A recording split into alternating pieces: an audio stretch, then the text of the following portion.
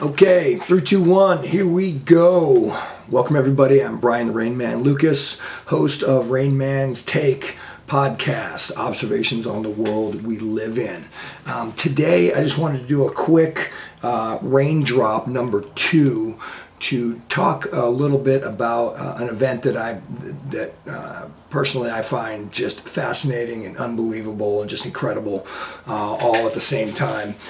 It is and the reason why I'm talking about it today is we're actually in the process of celebrating the 50th anniversary of the Apollo 13 moon mission, which has been famously dubbed the successful failure. Just to give you a quick backdrop, the Apollo 13 mission was going to be the third moon landing. They launched out on April 11th. 2 days later, today, April 13th, there was a catastrophic accident that occurred that fatally damaged the lunar module. And basically, these guys didn't know if they were going to be able to make it back alive. I mean, it's just an unbelievable story. Think about this. Probably 3 days into a mission that's going to take you 6 days, something catastrophic happens and you got to spend the rest of the time that is going out around the moon and back to Earth 24/7, scrambling to try to figure out a way to keep yourself alive. I mean, just let that sink in a little bit. So what I wanted to do is just kind of touch on a couple of things about this particular event that really catches my attention and really makes me appreciate it. First and foremost is the courage that it took to make this happen. I mean, let alone the fact that back in that time period, with the technology the way it was, just to be an astronaut in general was courageous. And then tack on to, like I was just talking about, tack on the fact that you have a major calamity happens and you've got to spend the next 3 days scrambling to try to save yourself, and just the courage that it took to focus on that and not just come apart at the seams is just mind-blowing. These guys had balls of steel.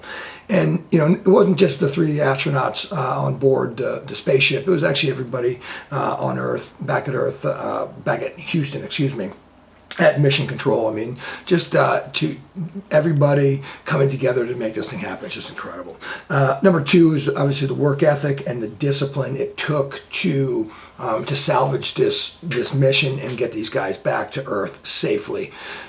Just talking about the intellectual firepower and the smarts of the people on the ground, and then the discipline and the teamwork and the dedication of the guys in the spacecraft, all working together to come up with a way to solve this problem. Just incredible.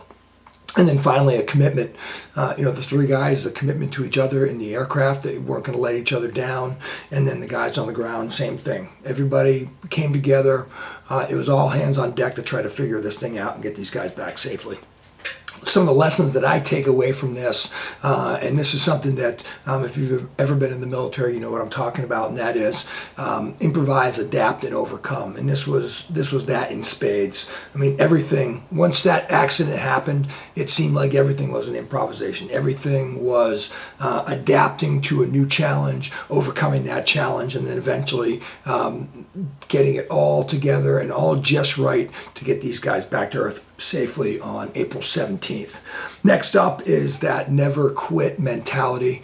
And like I said earlier, you've got 3 days where it's life and death. And if you do quit, if you do give up, you're dead. So these guys just never quit. They were constantly, everybody involved, constantly just trying to figure it out, constantly trying to figure out how to react to challenges as they're popping up in real time. It's just incredible. Never quit. Get the job done. Whatever it takes. It's just incredible.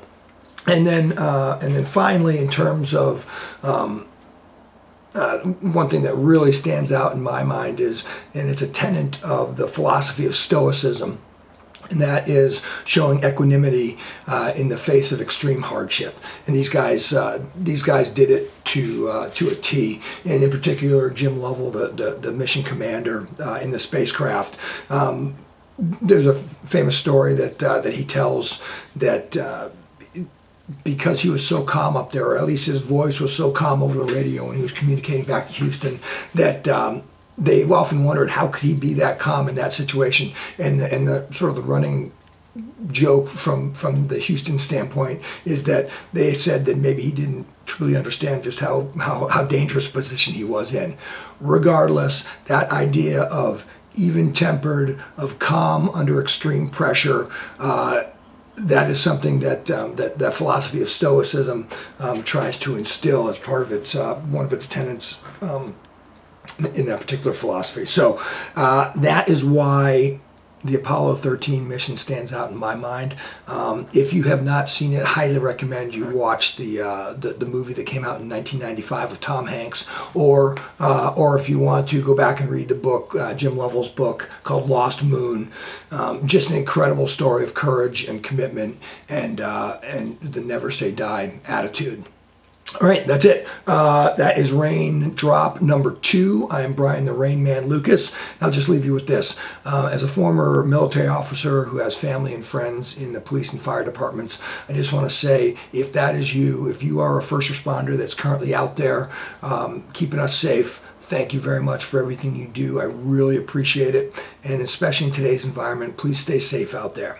Okay, until next time, Brian the Rain Man Lucas signing off. Thanks.